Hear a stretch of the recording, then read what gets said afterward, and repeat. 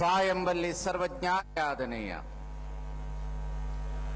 ವ ಎಂದು ವಚಿಸುವಡೆ ವಸ್ತು ಚೈತನ್ಯಾತ್ಮಕನಾದನೆಯ ಇಂತಿ ಬಸವಾಕ್ಷರತ್ರಯವೆನ್ನ ಸರ್ವಾಂಗದಲ್ಲಿ ತೊಳಗಿ ಬೆಳಗುವುದನ್ನು ಕಂಡು ಆನು ನೀನು ಬಸವಾ ಬಸವಾ ಬಸವಾ ಎನ್ನುತ್ತಿರ್ದವಯ್ಯ ಗುಹೇಶ್ವರ.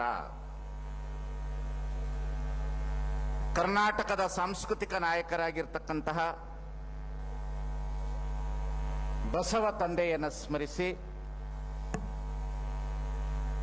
ಜಿಲ್ಲಾಡಳಿತ ಕನ್ನಡ ಮತ್ತು ಸಂಸ್ಕೃತಿ ಇಲಾಖೆಯಲ್ಲಿ ನಡೆದಿರ್ತಕ್ಕಂಥ ಚೆನ್ನಮ್ಮನ ಉತ್ಸವದ 201ನೇ ಉತ್ಸವದ ಕಾರ್ಯಕ್ರಮದಲ್ಲಿ ಸನ್ನಿಧಾನವನ್ನು ವಹಿಸಿರ್ತಕ್ಕಂಥ ಸರ್ವ ಪೂಜ್ಯರಲ್ಲಿ ಉದ್ಘಾಟನೆಯನ್ನು ಮಾಡಿರ್ತಕ್ಕಂಥ ಉಸ್ತುವಾರಿ ಸಚಿವರಾಗಿರ್ತಕ್ಕಂಥ ಸತೀಶ್ ಜಾರಕಿಹೊಳಿ ಅವರಲ್ಲಿ, ನಮ್ಮವರೇ ಆದಂಥ ಈ ಭಾಗದ ಶಾಸಕರಾಗಿರ್ತಕ್ಕಂತಹ ಶಾಸಕರಲ್ಲಿ, ವೇದಿಕೆ ಮೇಲೆ ಉಪಸ್ಥಿತರಿರುವಂಥ ಎಲ್ಲ ಸರ್ವಗಣ್ಯ ವ್ಯಕ್ತಿಗಳಲ್ಲಿ, ಅಧಿಕಾರಿ ವರ್ಗದವರಲ್ಲಿ, ಮಾಧ್ಯಮದವರಲ್ಲಿ, ತಮ್ಮೆಲ್ಲರಲ್ಲಿ ಭಕ್ತಿ ಶರಣಾರ್ಥಿಗಳು. ಈ ಉತ್ಸವವನ್ನು ಕುರಿತು ಪ್ರತಿ ವರ್ಷ ನಾವೆಲ್ಲರೂ ಮಾತನಾಡ್ತಾ ಇರ್ತೇವೆ. ಇದು ರಾಷ್ಟ್ರೀಯ ಉತ್ಸವ ಆಗಬೇಕು. ಈ ರಾಷ್ಟ್ರೀಯ ಉತ್ಸವನ ಮಾಡಬೇಕಾದವರು ಯಾರು ಅಂತಂದ್ರೆ, ಕರ್ನಾಟಕ ರಾಜ್ಯದವರ ಉತ್ಸವ ರಾಜ್ಯ ಉತ್ಸವವಾಗ್ತದೆ. ಕೇಂದ್ರ ಸರ್ಕಾರ ಇದನ್ನ ರಾಷ್ಟ್ರೀಯ ಉತ್ಸವ ಮಾಡಿದಾಗ ಇದು ಇಡೀ ರಾಷ್ಟ್ರದ ಉತ್ಸವ ಆಗ್ತದೆ ಅನ್ನತಕ್ಕಂಥದ್ದನ್ನು ನಾವು ಕಾಣಬೇಕಾಗಿರ್ತಕ್ಕಂಥ. ಕೇಂದ್ರ ಸರ್ಕಾರ ಇದನ್ನ ಬಹಳ ಮನಸ್ಸಿಗೆ ತೆಗೆದುಕೊಳ್ಳಬೇಕು. ಕಾರಣ, ಕೇಂದ್ರ ಸರ್ಕಾರ ಯಾಕೆ ಇದನ್ನ ಮನಸ್ಸಿಗೆ ತೆಗೆದುಕೊಳ್ಳಬೇಕು ಅಂದ್ರೆ, ರಾಜ್ಯದಲ್ಲಿ ಇರ್ತಕ್ಕಂತಹ ಇತಿಹಾಸದ ಪ್ರಜ್ಞೆನ ವಿನಿಮಯ ಮಾಡಿಕೊಳ್ತಕ್ಕಂಥ ಉತ್ಸವಗಳಾಗ. ಇಲ್ಲಿ ಏನಾಗ್ತದೆ, ಒಂದು ರಾಜ್ಯದ ಉತ್ಸವ ರಾಜ್ಯಕ್ಕೆ ಸೀಮಿತ ಆಗ್ತದೆ. ಕಿತ್ತೂರು ಚೆನ್ನಮ್ಮ ಯಾರು ಅನ್ನತಕ್ಕಂಥ ಉತ್ಸವವನ್ನ ದಿಲ್ಲಿಯಲ್ಲಿ ನಡೀತಕ್ಕಂಥ ಉತ್ಸವದಲ್ಲಿ ಪರಿಚಯಿಸಬೇಕು, ಅಥವಾ ಹಂಪಿ ಉತ್ಸವವನ್ನ, ವಿಜಯನಗರದ ಚರಿತ್ರೆ ಇತಿಹಾಸವನ್ನ ಕಿತ್ತೂರು ಉತ್ಸವದಲ್ಲಿ ಪರಿಚಯಿಸಬೇಕು. ಕಿತ್ತೂರು ಉತ್ಸವದ ರಾಣಿ ಚೆನ್ನಮ್ಮನ ಪರಿಚಯವನ್ನ ಚಾಲುಕ್ಯರ ಉತ್ಸವದಲ್ಲಿ ಪರಿಚಯಿಸಬೇಕು. ಇದು ಏನಾಗ್ತಾ ಇದೆ ಉತ್ಸವಗಳು ಅಂತಂದ್ರೆ, ಸ್ಥಾನಿಕವಾಗಿ ಇತಿಹಾಸಗಳು ಉಳಿತದೆ ಹೊರತು ಇತಿಹಾಸಗಳು ವಿನಿಮಯ ಆಗ್ತಾ ಇಲ್ಲ. ಇತಿಹಾಸಗಳು ವಿನಿಮಯವಾದಾಗ ಮಾತ್ರ ಇತಿಹಾಸದ ಪ್ರಜ್ಞೆ ರಾಷ್ಟ್ರದಲ್ಲಿ ಬೆಳೀಲಿಕ್ಕೆ ಸಾಧ್ಯತೆ ಇರ್ತದೆ. ಕೇಂದ್ರ ಸರ್ಕಾರ ಇದನ್ನು ರಾಷ್ಟ್ರೀಯ ಉತ್ಸವವಾಗಿ ಪರಿಗಣಿಸಬೇಕು. ಕಾರಣ, ಭಾರತ ದೇಶಕ್ಕೆ ಮೊಟ್ಟ ಮೊದಲಿಗೆ 1824ರಲ್ಲಿ ಸ್ವತಂತ್ರತೆಯ ಕಹಳೆಯನ್ನು ಓದಿರ್ತಕ್ಕಂತಹ ಈ ಕಿತ್ತೂರು ರಾಣಿ ಚೆನ್ನಮ್ಮನನ್ನ ದೇಶದ ಮೊಟ್ಟ ಮೊದಲನೆಯ ಸ್ವಾತಂತ್ರ್ಯದ ಚಳುವಳಿಗೆ ಕಹಳೆ ಊದಿದಂತ ತಾಯಿ ಅನ್ನತಕ್ಕಂಥದನ್ನ ಮೊಟ್ಟ ಮೊದಲನೇದಾಗಿ ರಾಷ್ಟ್ರೀಯ ಮಟ್ಟದಲ್ಲಿ ಅದು ಘೋಷಣೆ ಆಗುತ್ತದೆ. ಯಾಕೆಂತ ಹೇಳಿದ್ರೆ, ಝಾನ್ಸಿ ರಾಣಿ ಲಕ್ಷ್ಮೀಬಾಯಿಯನ್ನು ಗುರುತಿಸ್ತಾರೆ. ಝಾನ್ಸಿ ರಾಣಿ ಲಕ್ಷ್ಮೀಬಾಯಿಯನ್ನು ಗುರುತಿಸುವುದರ ಮುಖಾಂತರ ಇತಿಹಾಸದ ವ್ಯವಸ್ಥೆಯನ್ನು ನಾವು ನೋಡ್ತೇವೆ.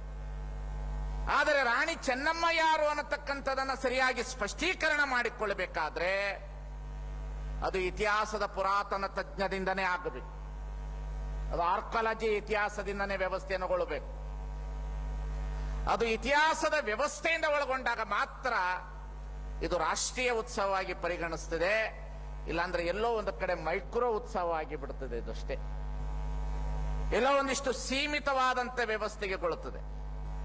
ಹಾಗಾಗಿ ನಾನು ವಿನಂತಿಸಿಕೊಳ್ಳುವುದೇನು ಅಂತಂದ್ರೆ, ನಮ್ಮ ರಾಜ್ಯ ಸರ್ಕಾರ ಕೇಂದ್ರಕ್ಕೆ ಪತ್ರ ಬರೆಯುವುದರ ಮುಖಾಂತರ ಇದನ್ನ ರಾಷ್ಟ್ರೀಯ ಉತ್ಸವವಾಗಿ ಪರಿಗಣಿಸಬೇಕನ್ನತಕ್ಕಂಥದನ್ನ ಇಲ್ಲಿಂದ ಕಳಿಸೋದರ ಮುಖಾಂತರ ಆ ರಾಷ್ಟ್ರೀಯ ಉತ್ಸವಕ್ಕೆ ಕೇಂದ್ರ ಸರ್ಕಾರ ಚಾಲನೆ ಕೊಡತಕ್ಕಂಥ ಕೆಲಸ ಕಾರ್ಯಗಳನ್ನು ಮಾಡಿದಾಗ ಮಾತ್ರ ರಾಣಿ ಚೆನ್ನಮ್ಮ ಇಡೀ ಭಾರತದ ಎಲ್ಲಾ ಜಿಲ್ಲೆಗಳಲ್ಲಿ, ಎಲ್ಲಾ ರಾಜ್ಯಗಳಲ್ಲಿ ಪರಿಚಯ ಆಗಲಿಕ್ಕೆ ಸಾಧ್ಯತೆ ಇದೆ ಅನ್ನತಕ್ಕಂಥದನ್ನ ನಾವು ಕಂಡುಕೊಳ್ಳಬೇಕಾಗಿರ್ತಕ್ಕಂಥದ್ದು. ಇದು ಒಂದು ಕೆಲಸ, ಹೆಚ್ಚು ಮಾತನಾಡೋದಿಲ್ಲ ನಾನು.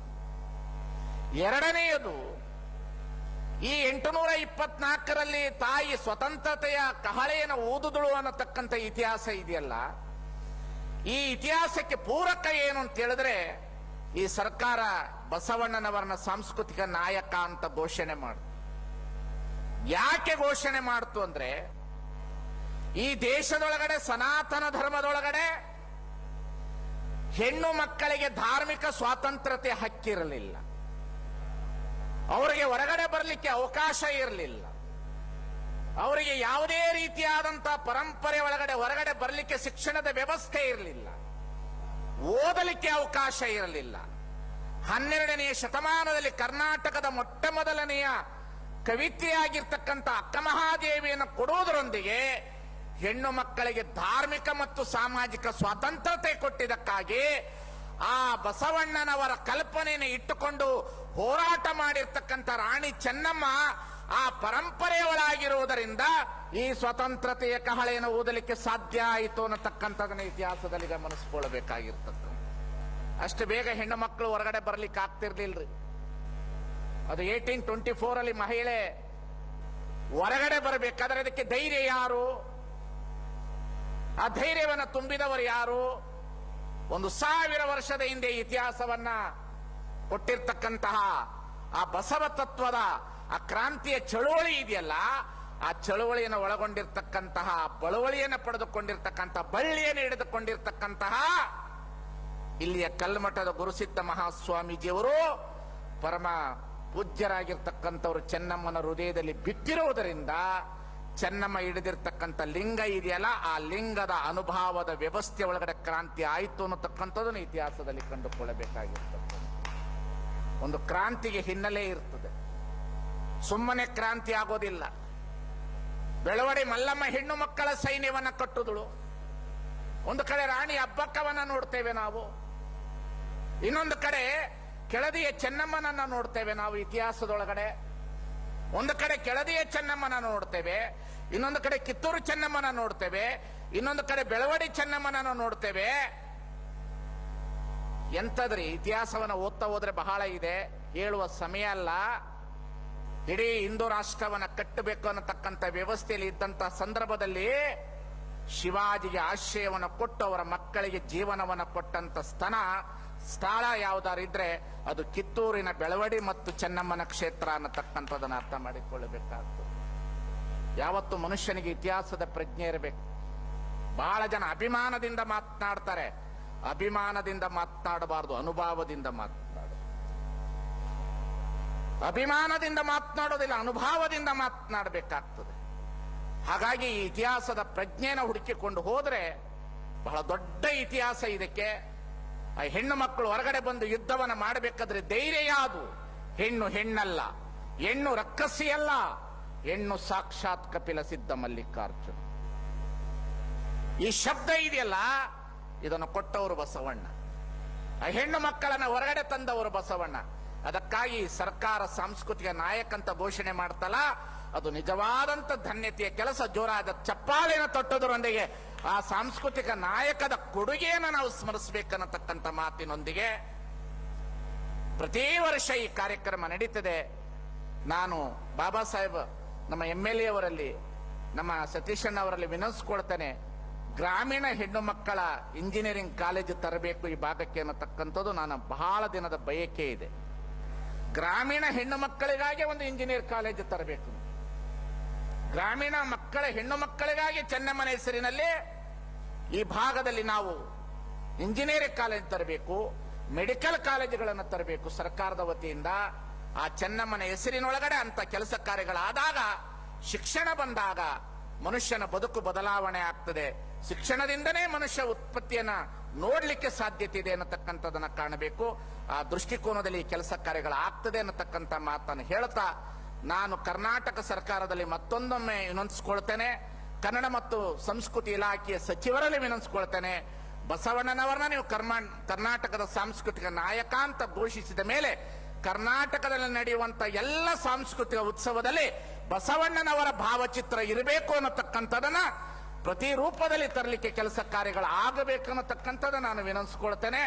ಸಾಂಸ್ಕೃತಿಕ ನಾಯಕ ಅಂದ ಮೇಲೆ ಬಸವಣ್ಣನವರ ಭಾವಚಿತ್ರವನ್ನ ಇರಲೇಬೇಕು ಅನ್ನತಕ್ಕಂಥದನ್ನ ಸರ್ಕಾರ ತಕ್ಷಣ ಅದನ್ನು ಜಾರಿಗೆ ತರುವಂತ ಕೆಲಸ ಕಾರ್ಯಗಳನ್ನು ಮಾಡಬೇಕು ಅನ್ನತಕ್ಕಂಥದನ್ನ ಈ ಸಂದರ್ಭದಲ್ಲಿ ನಾನು ಅವರ ಗಮನಕ್ಕೆ ತರ್ತಾ ತಮ್ಮೆಲ್ಲರಿಗೆ ಮತ್ತೊಮ್ಮೆ ವಂದಿಸಿ, ನಮ್ಮ ಜಿಲ್ಲೆಯ ಒಳಗಡೆ ಇಬ್ಬರು ಬಹಳ ಅತಿ ಅದ್ಭುತವಾದ ವ್ಯಕ್ತಿಗಳು, ಒಬ್ಬರು DC ಒಬ್ಬರು SP, ಬಹಳ ಒಳ್ಳೆ ರೀತಿಯಲ್ಲಿ ಕೆಲಸ ಕಾರ್ಯಗಳನ್ನು ಹೋದ ವರ್ಷದಿಂದ ನೋಡ್ತಾ ಇದ್ದಾನೆ, ಬಹಳ ಚೆನ್ನಾಗಿ ಮಾಡ್ತಾ ಇದ್ದಾರೆ. ಅಂತಹ ಅಧಿಕಾರಿ ವರ್ಗದವರಿಗೂ, ರಾಜಕೀಯ ನೇತಾರರಿಗೂ, ಪರಮ ಪೂಜ್ಯರಿಗೂ, ಮಾಧ್ಯಮದವರಿಗೂ ಮತ್ತು ಎಲ್ಲಾ ರೀತಿಯಲ್ಲಿ ಕೆಲಸ ಕಾರ್ಯಗಳನ್ನು ಮಾಡ್ತಿರ್ತಕ್ಕಂಥ ನಮ್ಮ ಭಾಗದ ಶಾಸಕರಿಗೂ ಹಾಗೂ ನನ್ನಲ್ಲಿ ಒಂದು ವಿನಂತಿ ಏನು ಅಂತಂದ್ರೆ, ಈ ಸಾಂಸ್ಕೃತಿಕ ಕಾರ್ಯಕ್ರಮವನ್ನ ನಮ್ಮ ಜನರಿಗೆ ಈ ನಾಡಿನಲ್ಲಿ ಇರ್ತಕ್ಕಂಥವರಿಗೂ ಅವಕಾಶವನ್ನು ಕೊಡಬೇಕು.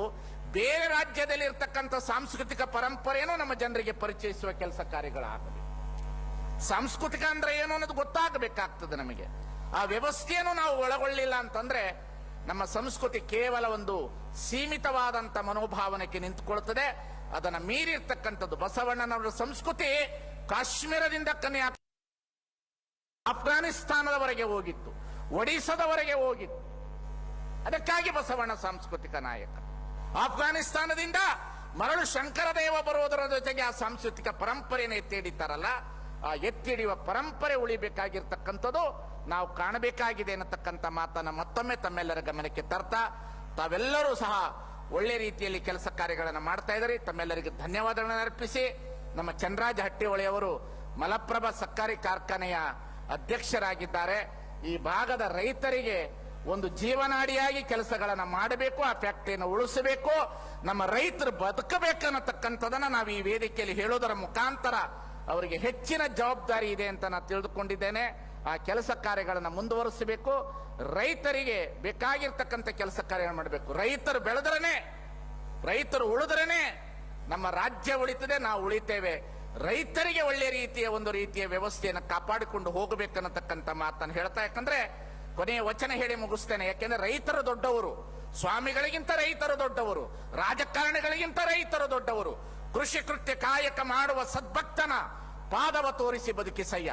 ಆತನ ತನು ಶುದ್ಧ, ಆತನ ಮನಶುದ್ಧ, ಆತನ ಭಾವ ಶುದ್ಧ, ಆತನ ಮನೆಯಲ್ಲಿ ಹೊಕ್ಕು ಲಿಂಗಾರ್ಚನೆ ಮಾಡಿದ ಗುರುಪಾವನ ಅನ್ನತಕ್ಕಂಥದನ್ನ ನಾವು ಅರ್ಥ ಮಾಡಿಕೊಳ್ಳಬೇಕಾಗಿ, ಅದಕ್ಕಾಗಿ ರೈತರನ್ನು ಉಳಿಸುವ ಕಾರ್ಯ ಆಗಬೇಕನ್ನತಕ್ಕಂಥ ಮಾತಿನೊಂದಿಗೆ ನಮಗೆ ವಿಶ್ವಾಸ ಇದೆ. ಚಂದ್ರರಾಜ ಹಟ್ಟಿಹೊಳೆಯವರು ಬಹಳ ಒಳ್ಳೆ ಕೆಲಸ ಕಾರ್ಯಕ್ರಮ